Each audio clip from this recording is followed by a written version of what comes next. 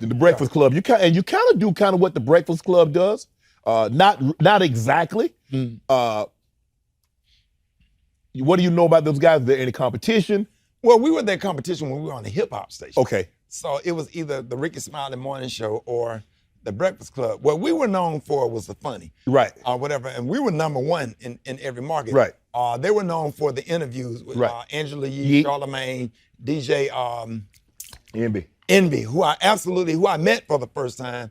I met him at the White House this past December. It was really, really nice. I met him and his wife. So I'm a big fan. I watch all of the interviews, love their work and everything that they do. But that was our competition. Right. Believe it or not, our competition now is Steve. Okay. And Steve the one got us a job. Damn. And now we competing directly against the Steve Harvey Morning Show. Right. And we always texting each other. And sometimes we get on the same page. Right. In the morning, like, hey, what are you talking about? Okay, we're gonna talk about this or whatever. Because when we're trying to push something in agenda, DL, Steve, and I, we stay on group text. Right. Because we are DL and DL Hughley, we work for the same company. Right. Steve worked for the other company, but we communicate. Right. So like Pastor Warnock and different people we're trying to help, we always on the same page. Right. And we all accused. Yeah. You mentioned that Tom Joyner, you took over for Tom Joyner. Steve Harvey's been on the radio for years. Tavis Smiley was on the radio, still is. I think he's still on the radio. Yeah. But he used to have what was that? Was that PBS or BET that Tavis Smiley used to have that talk show on? PBS. And Wendy Williams. Yeah. What is your style? Who is Rickey Smiley's style based off of?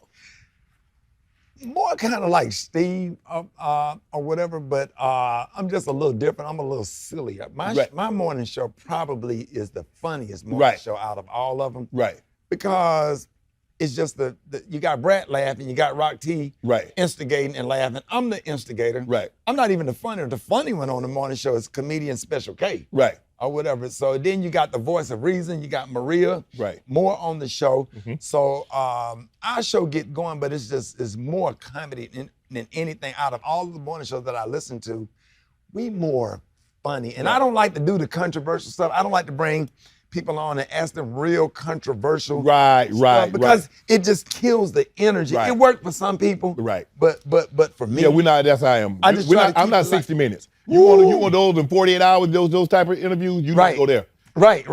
I just try to keep it light because I want the guests to feel comfortable. Right. And open up and have a good conversation. Yes. I want them to come back. Yes. You know what I'm saying? Instead of asking them about something controversial, let's ask them, what's your favorite candy? Right. So what do you do before you go on stage? Right. I want to get into what the listeners don't know about the artist. Right. So that's what where my success comes from. You mentioned Steve Harvey and how Steve Harvey pushed you in a direction.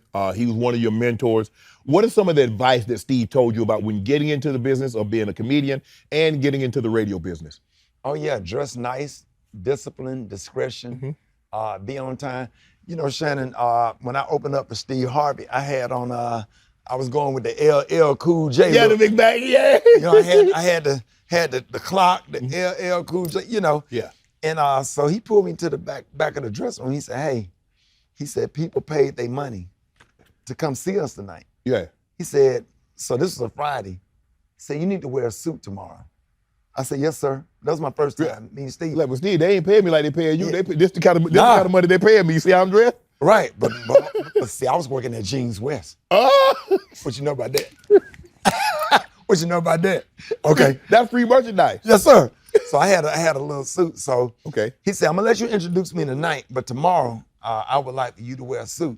These days, you say that to somebody, they feelings hurt. Right. So I took it like a man. I'm like, okay, it hurt my feelings, but in a good way. Right. Because he didn't have to say anything at all. But Rickey, you and I came up in the era of talking about respect. When somebody of older said something, period. It wasn't no debate. It wasn't no Shannon, it ain't no why. So you know what I did? Ladies and gentlemen, give it up for Steve Harvey. Brought Steve on stage. Man, I peeled out of that parking lot while he was on stage performing, made it to my apartment in time, ran back to my room, put on a suit, went back to the comedy club. By the time I ran in the door, he was saying, thank y'all, good night, my name's Steve Harvey. And I went up, but when I came back on stage with that suit on, he looked at me, he said, you serious?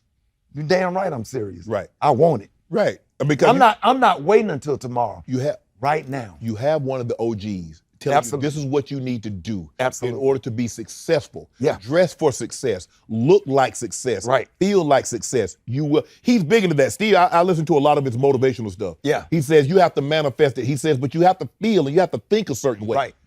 And I tell that story a lot, Shannon, because that was life-changing for Yes. me.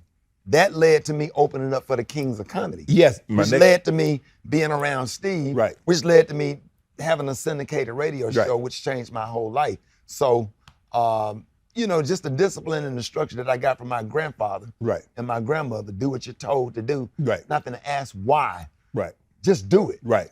Period. And it worked out. You know what to do. Hit the subscribe button and become an official member of Club Shay Shay, where we do something before two something.